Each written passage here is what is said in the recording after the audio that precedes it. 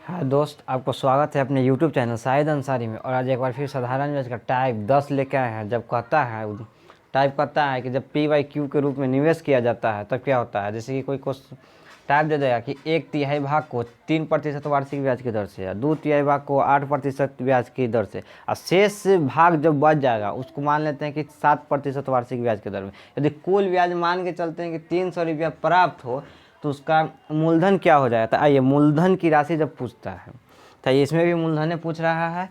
तो ये क्वेश्चन क्या ले जाए, टाइप 11 हो जाएगा, सॉरी टाइप 11।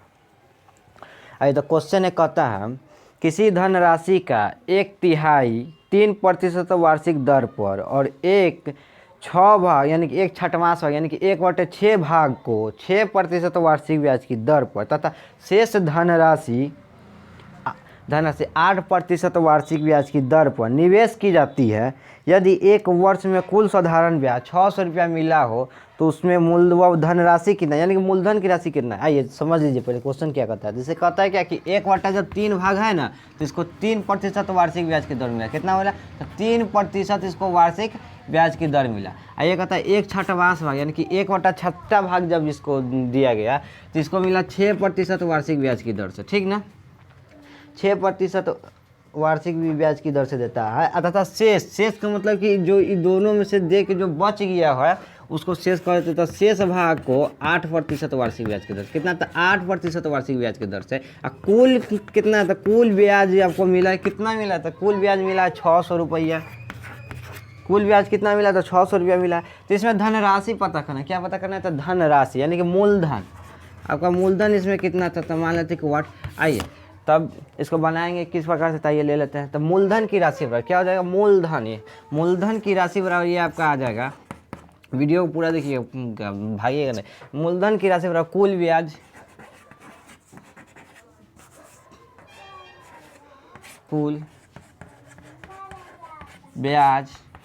गुण, अब इसको हम लोग साफ कर लेते हैं क्योंकि जगह नहीं है।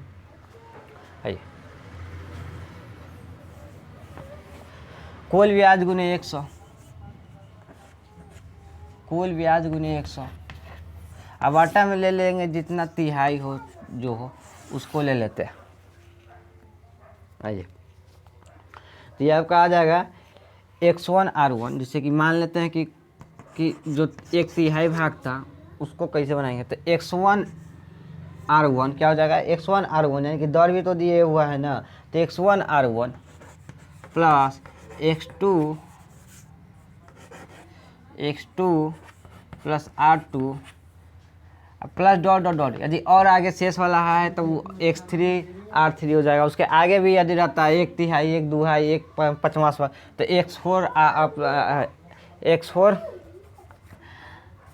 X4 हो जाता और R4 हो जाता।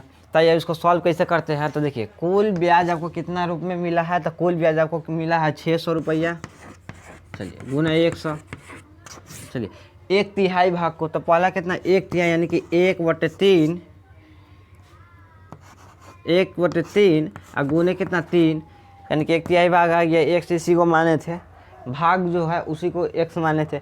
और देखिए R1 तो R कितना था? तो 3%। अब उसका प्लस है दूसरा का कितना है? तो 1/6 भाग। 1/6 भाग कितना है? तो 1/6 भाग आपको 6% की है।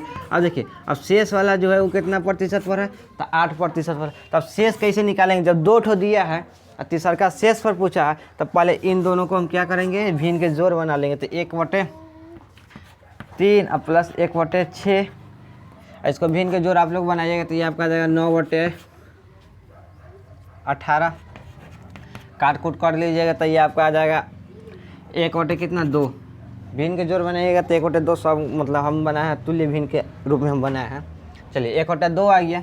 अब देखिए शेष ना पूछा है तो 1/2 तो इन दोनों का मिलाकर हो गया। जो बचा होगा वही ना शेष आ गया होगा। तो शेष में देखिए 1/2 और माइनस PYQ कर लीजिए यानी कि 1/1 कर लीजिए तो ये आपका आ जाएगा कितना? 2 माइनस 1/2। ये आपका आ जाएगा कितना? 1/2। चलिए 1/2 ही आया। कितना आया? तो 1/2 ही आया, हम लोग निकाले था। अब शेष कितना बचा हुआ है? तो 1/2 बचा हुआ है। और 1/2 यानी कि शेष कितना पर है? तो 8% पर है। तो 1/2 और यहाँ पर प्लस होगा 1 बटा 2 और गुने कितना तो 8। आइए ये बन गया। इसको हम लोग सॉल्व किस प्रकार से करेंगे तो ये देख लीजिए।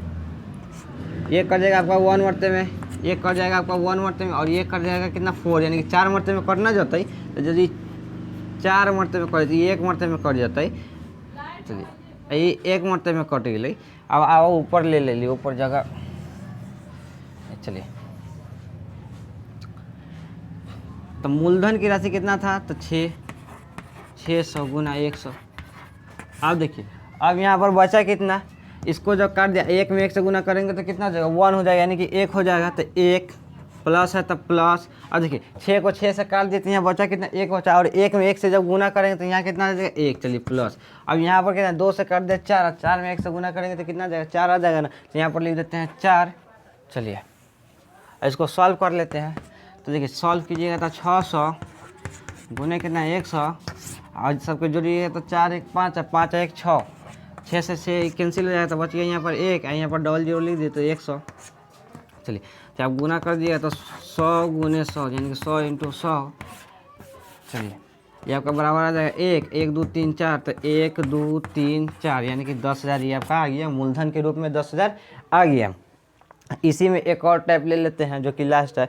मतलब जब ऐसा क्वेश्चन आएगा 1/3 भाग हो, 2/3 भाग हो, 4/3 भाग हो, मतलब जितना भाग पूछेगा ना, तो जितना ब्याज के रूप में रहेगा उसको ऊपर लिख देंगे, गुना 100 कर देंगे, 2/3 भाग जो होगा PYQ के रूप में उसको हम लोग निकाल लेंगे। तो आइए अब हम मतलब इसी में एक और टाइप ले लेते हैं जब औसत से संबंधित रहता है, तो यानी कि औसत से संबंधित, उसका लगभग लगता है क्या कि क्वेश्चन मतलब ख़त्म हो जाएगा। औसत से संबंधित प्रश्न। देखिए औसत से कहने का मतलब है कि कोई धनराशि दे दिया रहेगा, उसको कुछ भाग को 8% पर दे दिया रहेगा, और तथा शेष भाग को और कोई प्रतिशत मान लेते हैं कि Y% पर दे दिया रहेगा, और दोनों पर मिला के मान लेते हैं कि N% दे दिया रहे। अब दोनों पर जब दे दिया रहेगा मतलब दो मान लेते हैं कि X पर दे दिए X%, दूसरा दे दिए Y%। मान लेते हैं कि कोई मूलधन है 100 रुपया मूलधन है, उसको एगो X%, दूसरा का दे देता है Y%, और दोनों को जो मिला के होता है वो N% के रूप में दे देता है। और उसके बाद इसमें तो दोनों को कुल दे दिया है हो, तो मतलब देखिए ई तो एक गो है, ई यानी कि ब्याज के दर दोनों अलग अलग है, और दोनों के जब औसत निकाला तो N% आ गया। अब इसमें कहता है कि इसका भाग कितना था और इसका भाग कितना था, मतलब दोनों का अलग अलग। जैसे मान लेते हैं कि 100 रुपया तो कोई के 70 रुपया होगा, कोई के मान लेते हैं कि 30 रुपया हो गया जो बचे था, ये दोनों को मिला दिए थे मतलब 100। तो दोनों को जब मिला के जो औसत निकाला तो मिलाया हुआ औसत भी दिया, दोनों को अलग दिया होता है। अब दोनों को अलग अलग भाग पूछ रहा है कि कितना कितना भैया तोरा रुपया मिल लो। तो अब आइए तो क्वेश्चन है, तो क्वेश्चन कहता क्या है, तो ये क्वेश्चन ले लेते हैं कि क्वेश्चन कहता क्या है। तो क्वेश्चन है कि 10,000 रुपया की राशि का कुछ भाग 8% वार्षिक की दर से तथा शेष 10% वार्षिक की दर पर उधार दिया जाता है। यदि औसत वार्षिक भाग 9.2% हो तो क्रमशः दोनों का भाग क्या होगा। अब देखिए ये एक बार और समझ लेते हैं। देखिए मूलधन कितना 10,000 दे दिए, 1 2 3 यानी कि 1,000 जगह को पड़ जाए था, इधर ले लेते हैं मूलधन। चलिए 10,000 ये आपका मूलधन आ गया, और कुछ भाग मान लेते हैं कि कोई भाग होगा 100 चाहे जेड कोई भाग हो जाए ओकरा दे देता है 8%, पहलका भाग के तो पहले, और दूसरका भाग के दे दे वाली कितना प्रतिशत, तो दूसरका भाग के दे देता है आपको 10%। अब भाग 1 तथा 2 दोनों के मिला के दे दे वाली 9 ये आपका औसत दे दिया कि हाँ भैया ये आपका औसत है। दोनों के जब मिला के एवरेज निकाले ना, एवरेज मार के, तो 9.2% आ गया। तो भैया अब इस पर भी हमको पता कीजिए कि कितना मूलधन था, और इस पर भी पता कीजिए कि कितना मूलधन था। तो आइए अब इसको बनाएंगे कैसे, तो इसको ले लेते हैं। चलिए चलेंगे बाय एलिगेशन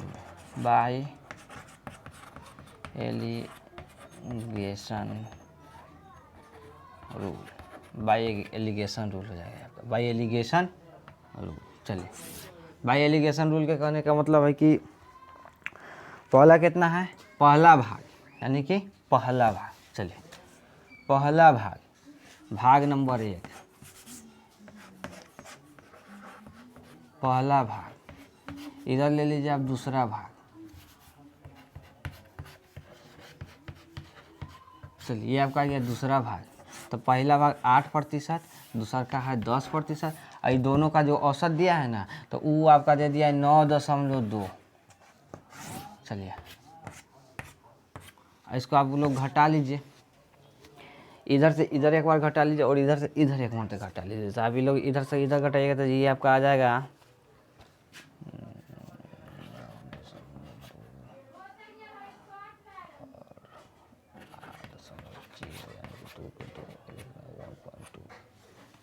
तो ये आपका आ जाएगा कितना, 1.2। तो ये आपका आ गया 1.2, यानी कि 1.2। अब देखिए अनुपात का चिन्ह दे दीजिएगा, ठीक। अब देखिए इधर से इधर घटाइएगा तो 0.8 आ जाएगा। कितना आ जाएगा, 0.8 आ जाएगा। चलिए, यहाँ से इस इधर भी पॉइंट और इधर भी पॉइंट, इसको काट दीजिए। तो इधर 8 और इधर कितना 12, 4 से काटेंगे तो ये 3 हो जाएगा, और 4 से काटेंगे तो ये कितना आ जाएगा, 2। चलिए, 3:2 आ गया। और जब 3:2 आ जाएगा तो इसको बनाएंगे कैसे, यानी कि टोटल मूलधन कितना दिया था, तो टोटल में मूलधन दिया था ये, यानी कि 10,000 रुपया दिया था। तो ये 3:2 आ गया। तो 10,000 रुपया जो दिया हुआ है, पहला भाग और दूसरा भाग दोनों का तो योग एक के जगह न होगा, तो दोनों का योग न दिया। तो चलिए, पहला भाग इधर हो जाएगा, दूसरा भाग। तो अब कितना है, 3:2 आ गया। चलिए, 3:2। तो टोटल कितना है, तो ये मूलधन की राशि बराबर लिख लेते हैं।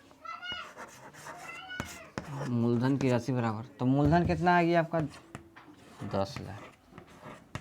चलिए, बटा कर दीजिए। ये दोनों का क्या है, योग है। तो 3 प्लस कितना, 2। अब पहला भाग के पहले निकाल लीजिए, पहला भाग का मूलधन बराबर, तो ये आपका हो जाएगा गुने 3। चलिए, इसको आप लोग सॉल्व कर दीजिए। तो 5 और 5 से काट दीजिएगा तो यानी कि 2,000, गुना हो जाता है कितना, 3। चलिए, गुने 3, ये आपका आ जाएगा 6,000। 6,000 रुपया जब पहला भाग के आ जाएगा तो दूसरा भाग के 10,000 में से घटा लीजिएगा तो 4,000, और उसको भी यहीं पर बना लेते थे। तो आपका पहला भाग का आ गया। और दूसरा भाग कैसे निकालेंगे, तो दूसरा भाग इसी में हो जाता है। देखिए, कुछ नहीं करेंगे, केवल यहाँ पर कर देंगे। पहला का कितना आ गया, 6,000। चलिए, पहला भाग कितना, 6,000 रुपया। चलिए, और दूसरा का भाग हमको पता करना है, तो दूसरा भाग बराबर, और दूसरा वाला ले लीजिए। अब चलिए, योग कर दीजिए। तो 5 गुने ये आपका आ जाएगा कितना, दूसरा का भाग तो 2, 5 से काट देंगे तो ये आपका कितना आ जाएगा, 2,000। चलिए, अब गुना कर दीजिएगा यहाँ पर,